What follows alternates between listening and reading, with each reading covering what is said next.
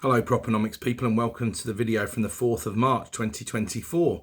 And this is in the form of a summary of the Sunday supplement from yesterday, which I called Boing, which is supposed to represent an economy that's bouncing back from this technical recession that we've had.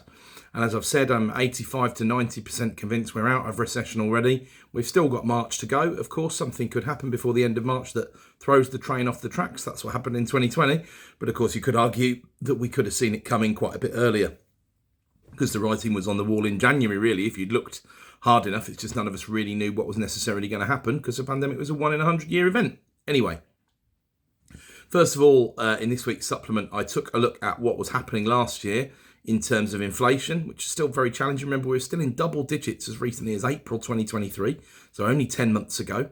And also unemployment was on the rise and on the rise and on the rise until it mysteriously took another dip back downwards. Now, the ONS have been quite open about this. They're a little bit concerned over the integrity of the unemployment figures and how good the surveys and all the other stuff they rely on to produce that unemployment figure is. And I've spoken about that before, but I've decided to take a bit of a different tack this week and say, okay, well, in fact, as I say quite often, we often look at the wrong things. And in this case, I think we should be looking at employment. Right? So 75% of 16 to 65s are employed as defined by the ONS. And that was 76.2% on the 1st of January 2020, at the end of 2019. Right? So we're 1.2% less employed than we were. Now, you might suddenly think, well, that's a huge number of people, only 3 and 4 are working. Well, remember, this is all including students, it's including early retirement, it's including people in that age demographic. And remember, these days, nearly everyone is staying at school until they're 18.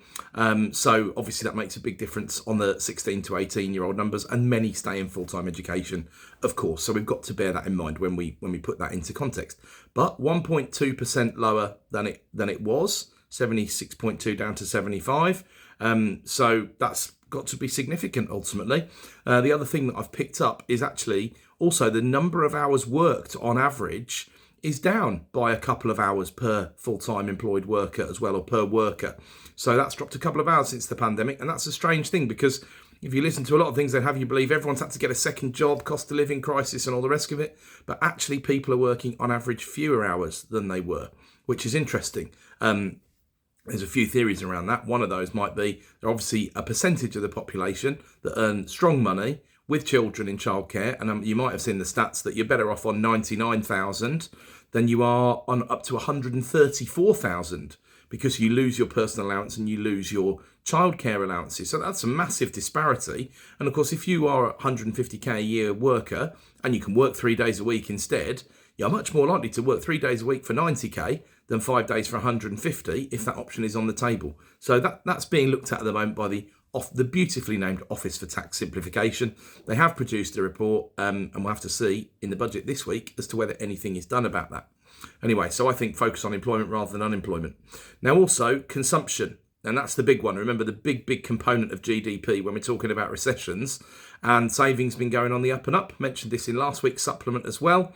But I am a bit sceptical about some of the data in that department as well. Massive drop year on year in December and month on month.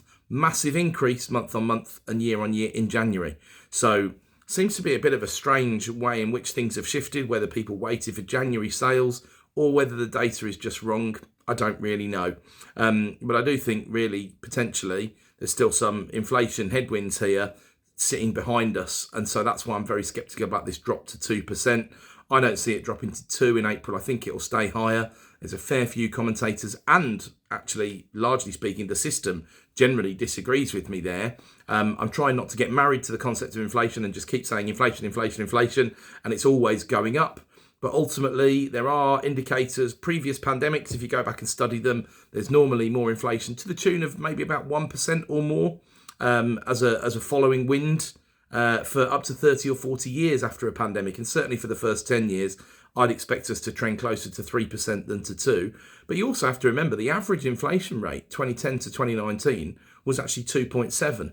And that wouldn't be characterised as a decade with high inflation by any stretch of the imagination. But 0.7%, okay, maybe not a lot year on year, but that's still 35% larger than the target of 2%. And bearing in mind, we only had a couple of little wobbles. One was in 2011 when inflation went over 5% very briefly. And then one was in 2016 when inflation went over 4% after the surprise result in the referendum. They were the only two little wobbles, and inflation still averaged 2.7. So thoughts of inflation's coming back down and blah, blah, blah. It would have to be consumption that drags it back down. And anecdotally, you would probably see that around and about. The other way for consumption to be suppressed, as I said a long time ago, the economy, if it had all worked together, could have sorted itself out by not going on some mad consumption spree after the pandemic and actually saving that money instead and continuing savings. People continue to save, they don't consume, prices don't go up with that a level of momentum. I mean, they would have had to go up because of obviously pricing pressures and all the rest of it. But if people don't buy, companies would have cut margins. Instead, what happened was allowed for what's known as profit-led inflation, because companies saw basically people were willing to buy at nearly any price. Everything was going up. They lost their anchors in terms of what's a good price for this or that. And companies are smart, of course, and they've got smart individuals working for them, and they price things accordingly, putting prices up and up and up far more than they probably needed to go. So difficult to draw some real true data conclusions about that, but there are a fair few bits that support that, and certainly conversations I overheard or had indeed with businesses or about businesses that I own were on similar lines as that. So I think that's pretty fair.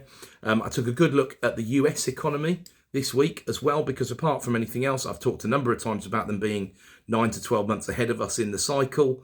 Their halving of inflation took place from February to June 2023, and they went from 6 to 3. Our halving took place more between June and November 23, and that was from more like 8 to 4. But the point is, since June 23, American inflation hasn't really moved from 3%. It's actually 3.1 at the moment. So that's 8 months without it really moving downwards much. And this is the downward stickiness. We're in our third month of being at around about 4%.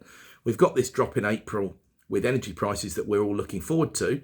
But people seem to have stopped talking about the massive wage increases that are coming in April on the minimum wage and also to the benefit system, and also including the pension system. And certainly that is the segment of society that tends to consume nearly 100%, if not 100%, of any wage rises that it gets, which again is going to fuel inflation. So I'm struggling to see this inflation is going to be below 2% in April. I think that's very hopeful, and I'm struggling to see that this inflation cycle is over. I think we've got another 6 months left. However, on the other side of that argument, I took a look at the money supply, which stayed relatively static for another month. And now the money supply, I prefer to look at the measure of M2. I'm not going to get into the technical details because they're beyond the scope of this and they're pretty boring, to be honest with you. But I tend to look at M2. I think it's probably the best measure in terms of what I'm trying to draw out of the data. And M2 is up 22% from the 1st of January 2020. Now, if you're in the monetary school of economics, you'd say, well, that's no fluke, really, is it? Because inflation since then has been about 22%. Of course, that depends on how you measure it, because, you know, there's so many different ways to measure inflation. But 22% is not a bad number. And then when you start looking around the economy, you see all these things that are sort of 20 to 30% up. There are outliers, of course. Things like car insurance has gone up far more than that. Everyone will be able to come up with the price of building works looks to have gone up a lot more than that, especially for retail customers. I'm certainly seeing price rises that are more like 40 or 50% on friends who are having things like extensions done and stuff like that. And having to advise them to shop around pretty hard because the numbers they're being quoted are pretty ridiculous, to be honest with you.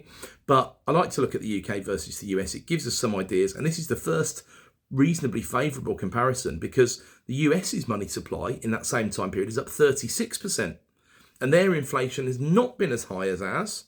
It didn't hit double digits. It wasn't as sustained. They took stronger action more quickly. And therefore, their inflation does not match the increase in their money supply by some degree at the moment, which could give them much more of a challenge in bringing that inflation downwards. And perhaps as that 22% has worked its way through, maybe inflation can come back down a bit. Now, I'm not yet convinced of this argument. And of course, I'm going to be keeping an eye on the money supply over the next few months and years just to track how that's doing. Is it helping that we had many more bonds because the central bank had bought more, Bank of England owned many more bonds, quantitative easing, and we're allowing more of them to expire? The Federal Reserve didn't have anywhere near as many as a percentage as the Bank of England did. Maybe it is, and maybe that will be directly impacting the money supply downwards. Selling the bonds off into the secondary market, quantitative tightening in that way, as it's known, will not be, because that money's still out there. It's just owned by somebody else rather than the Bank of England. And then I also popped in a little note that wasn't a big surprise. Claire Lombardelli got the gig as the Deputy Governor of the Bank of England, currently advising Jeremy Hunt's cabinet, but I'm sure there won't be anything political going on there.